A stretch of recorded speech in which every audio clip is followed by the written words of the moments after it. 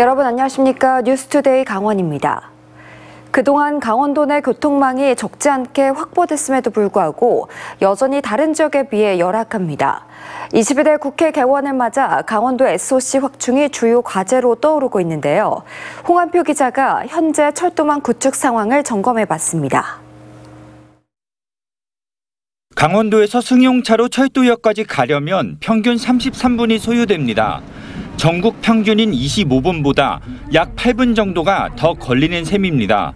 산림 면적이 80%를 넘어서고 인구가 적어 철도를 놓기 어렵고 이는 다시 산업 발전이 더뎌지는 악순환으로 이어지고 있습니다. 22대 강원도 내 국회의원 8명이 철도망 확충을 주요 공약으로 내건 것도 이 같은 까닭입니다. 삼척 강릉 고속화철도의 경우 지난해 2월부터 진행되고 있는 예비 타당성 조사를 통과하는 것이 목표입니다.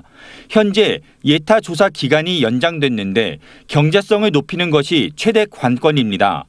만일 예타를 통과하면 올해 말 완공되는 포항 삼척 간 동해선, 2027년 완공 예정인 강릉 고성 제진 간 동해 북부선과 연계해 부산에서 고성까지 동해안을 잇는 철도망이 완성됩니다.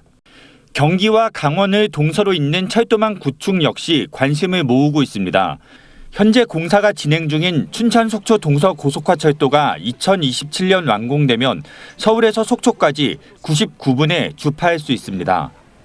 역시 2027년 완공 예정인 여주 원주 복선철도는 강릉에서 서울, 강원과 충북, 경북을 잇는 핵심 교통망으로 떠오르게 됩니다. 국토교통부에서 SOC 사업을 전국적 사업을 하다가 목표로 딱 한 가지가 있습니다. 지방도시를 잘 살게 만들어서 국토 균형 발전이 이루어져서 전국 어디서나 사람답게 살 수 있는.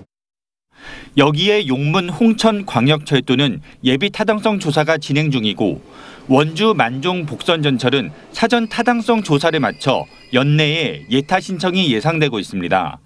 강원도는 원주 철원선과 태백 영동선 등 7개 신규 일반 철도 사업에 제5차 국가철도망 계획 반영을 요청했습니다. 수도권에서 춘천, 원주로 이어지는 GTX, B, D 사업 반영도 요구할 예정입니다. 강원도 내 순환철도망을 구성을 하기 위해서 거기에 필요한 노선을 일반 철도 건의를 할 때 이렇게 설명을 드렸고요. 광역철도는 수도권 정부에서 발표했던 GTX 노선하고 일치되는 거죠. 강원도는 10제형 철도 교통망을 갖추기 위해 강원철도 SOC 사업 중장기 계획 수립 용역을 추진합니다. MBC 뉴스 홍한표입니다. 북한이 밤사이 대남 오물 풍선을 또다시 살포한 가운데 강원도에서도 관련 신고가 잇따랐습니다. 강원도 소방본부 등에 따르면 어제 홍천군 영귀미면과 서성면, 원주시 소초면과 정선군의 정선읍, 영월군 북면 등에서 북한에서 보낸 것으로 추정되는 오물봉투가 발견됐다는 신고가 들어왔습니다. 강원도는 주민들은 적재물 낙하에 주의하고 가까이 가거나 만지지 말고 군부대나 경찰에 신고하라는 재난 안전 문자를 보냈습니다. 멸종위기종은 일상에서 쉽게 볼 수 없는데요. 멸종위기종을 전문적으로 연구하고 증식하는 횡성의 한 연구소에서 솥동구리와 금개구리와 같은 멸종위기종 5개체를 일반에 공개했습니다. 보도에 유주성 기자입니다. 금빛 줄무늬가 선명한 금개구리가 귀뚜라미를 잽싸게 낚아채 입안으로 집어넣습니다. 개구리치고는 점프 능력이 떨어지고 사냥도 잘 못해 멸종위기종이 된 것 아니냐는 세간의 평가가 무색한 사냥 실력입니다. 수줍음이 많은 애기뿔 솥동구리 7마리는 솥동 안으로 몸을 숨기고 금세 자취를 감춥니다. 조금 더 덩치가 큰 솥동구리는 암수 2마리가 힘을 합쳐 동그랗게 뭉쳐진 솥동을 부지런히 옮깁니다. 농약에 노출되지 않은 솥동이 귀해져 멸종위기에 내몰린 건데 몽골에서 들여와 증식을 진행하고 있습니다. 이제 막 태어난 나비 1마리. 날개는 다 여물지 않았지만 붉은 점이 선명합니다. 성인이 된 개체는 자신에게 최적으로 설계된 공간 안에서 자유롭게 날갯짓합니다. 하루에만 70마리가 넘게 태어나고 있고 현재 개체 수는 1200마리를 넘습니다.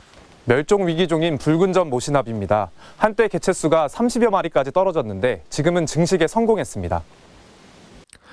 물속 최상위 포식자 물장군은 덩치가 몇 배는 더 큰 황소개구리를 커다란 앞다리로 물고 놓아주지 않습니다. 이후에는 촉수를 꽂아 소화액을 주입하고 먹이를 완전히 제압합니다. 연구소는 붉은 점 모시나비, 솥동구리, 애기뿔 솥동구리, 금개구리, 물장군까지 5종류의 멸종위기종 증식을 진행하고 있습니다. 이런 멸종위기종은 지금까지 일반에 공개되지 않았는데 특별기획전을 통해 일반에 개방됩니다. 20년 하다 보니까 이제 매뉴얼도 완성이 됐고 개체수도 충분히 됐고 그래서 많이 보시라고 저희가 20년 만에 처음으로 이제 이렇게 여러분들한테 보여드리는 겁니다. 특별기획전에선 멸종위기종을 직접 만날 수 있고 15만 점의 곤충이 보관되어 있는 곤충박물관을 견학할 수 있습니다. 특별기획전은 사전 예약을 통해 하루 60명까지 참여가 가능하고 다음 달 8일까지 운영합니다. MBC 뉴스 유주성입니다.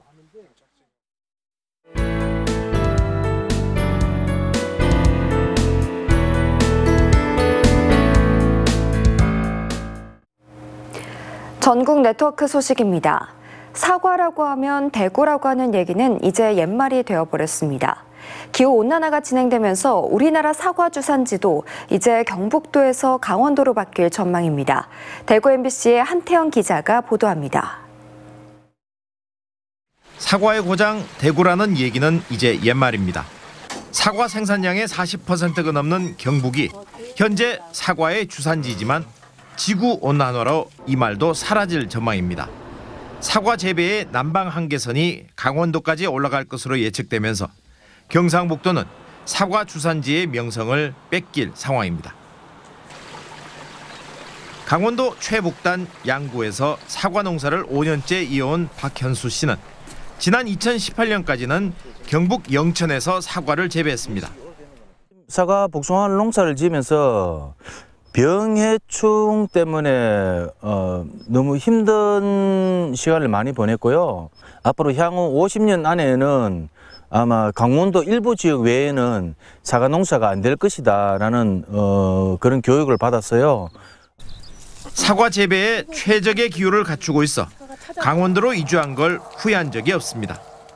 저는 여기를 선택한 게 신의 한 수였다. 그렇게 표현을 하고 싶어요.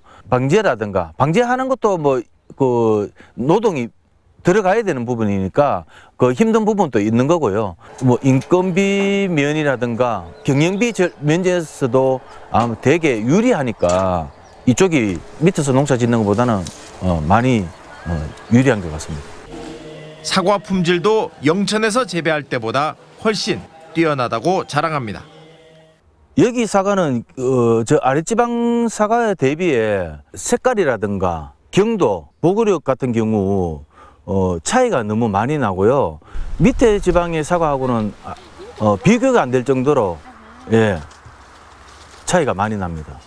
품평회 하면은 상을 거의 뭐 강원도에서 휩쓸다시피 그렇게 하고 있고요. 전문가들은 갈수록 심해지는 지구온난화로 경북에서는 사과 농사가 힘들 것으로 전망하고 있습니다. 농촌진흥청에 따르면 지난해 강원도의 사과 재배 면적은 30년 전과 비교해 2.4배 늘었습니다. 사과의 주산지를 강원도로 내줄 날도 머지않아 보입니다. MBC 뉴스 한태현입니다. 올여름 많은 비가 내릴 것으로 예상이 되자 강원도가 풍수해보험 가입을 권고했습니다. 풍수해보험에 가입하면 태풍과 호우 등 9가지 자연재난으로 상가와 공장, 주택에 피해가 발생할 경우 보상금을 받을 수 있고 보험료의 70% 이상을 국가와 자치단체가 보조해줍니다. 7개 보험사를 통해 개별적으로 가입하거나 읍면동 행정복지센터에서도 가입할 수 있습니다.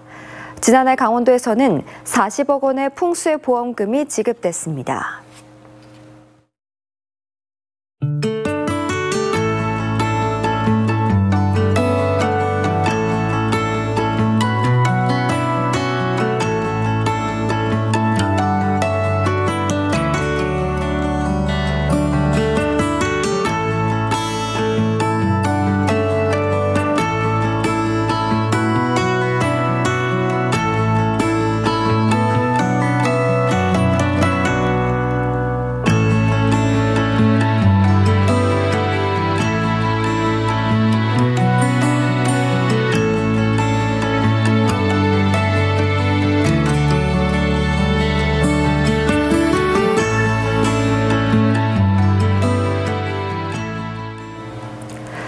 지난 휴일 춘천에서 사고가 잇따라 2명이 숨졌습니다.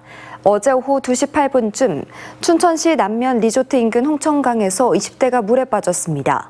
소방당국이 구명조끼를 입지 않은 사람이 빠졌다는 신고를 받고 약 40분 만에 구조해 병원으로 옮겼지만 숨졌습니다. 또 어제 오후 2시 29분쯤 춘천시 사북면 용화산에서 50대가 60m 높이 암벽에서 추락해 심정지 상태로 병원에 옮겨졌지만 숨졌습니다. 군기훈련을 받은 뒤 숨진 인재훈련병 사망 사건과 관련해 수사 대상자인 중대장을 미필적 고의에 의한 살인죄로 처벌해달라는 고발장이 접수됐습니다. 최대집 전 대한의사협회장은 지난달 31일 대검찰청에 육군 12사단 신병교육대 중대장을 살인죄와 직무유기죄, 군형법상 가혹행위죄로 고발했다고 밝혔습니다. 최 전 회장은 중대장이 군 간부로서의 경험과 사고 당일 날씨 등을 고려했을 때 훈련병이 사망에 이를 수 있다는 사실을 미필적으로나마 예견할 수 있었으면서도 규정을 위반해 얼차려를 명령했다고 주장했습니다. 이달 말 대한석탄공사 장성광업소 폐광에 따른 지역 위기 극복을 위해 태백시가 정부의 고용위기지역 지정을 신청했습니다. 이에 따라 조만간 고용노동부의 현장 실사와 함께 고용정책심의회 의결을 받을 예정입니다. 다만 태백의 경우 지정 요건 기준에 못 미쳐 폐광 지역의 특수성이 얼마나 반영될지 주목됩니다. 고용 위기 지역으로 지정이 되면 고용 안정과 일자리 창출 등에 최대 5년까지 연간 최대 300억 원의 국비를 지원받을 수 있습니다. 50대가 젊은 층에 꼽히는 광업계 인력난 해소를 위해 고용노동부가 올해부터 광업에도 외국인 고용 허가제를 도입하고 중국과 몽골, 우즈베키스탄과 키르기스탄 등 4개 나라의 외국인의 취업을 허가했습니다.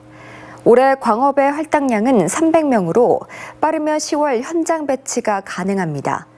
외국인 고용 허가제를 통해 외국인을 3년 동안 고용할 수 있고 2년 범위에서 기간 연장도 가능합니다. 강원 아파트 매매가가 지난주보다 0.03% 오르며 7주 연속 강보합세를 보이고 있습니다.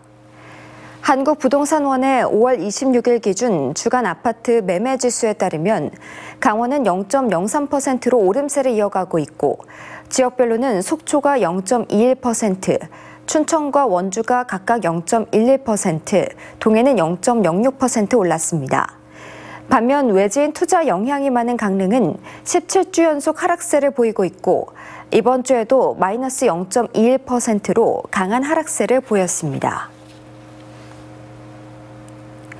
대한상공회의소가 전국 2030 세대 687명을 대상으로 조사한 결과 비수도권 거주 의향에 가장 큰 영향을 미치는 요인이 수도권과 비슷하거나 더 나은 정주 여건으로 나타났습니다. 정주 여건 가운데 가장 중요한 조건은 대중교통 접근성과 편리성이 1위였고 주거 환경과 의료, 문화와 쇼핑, 교육기관 수준 순이었습니다. 수도권 거주자에게 비수도권 이주 의향을 물었더니 31.7%가 있다고 응답했고 45.7%는 없다고 답했습니다. 강원도와 강릉시가 오는 6일부터 13일까지 열리는 2024 강릉단오제 기간 동안 바가지 요금 근절 대책을 실시합니다. 감자전 한 장에 6,000원, 소주 한 병에 4,000원으로 가격을 통일시켜 판매하기로 하고 주류와 전 등 판매가를 매장과 홈페이지에 게재하기로 했습니다. 이상으로 뉴스를 마칩니다. 시청해주신 여러분 고맙습니다.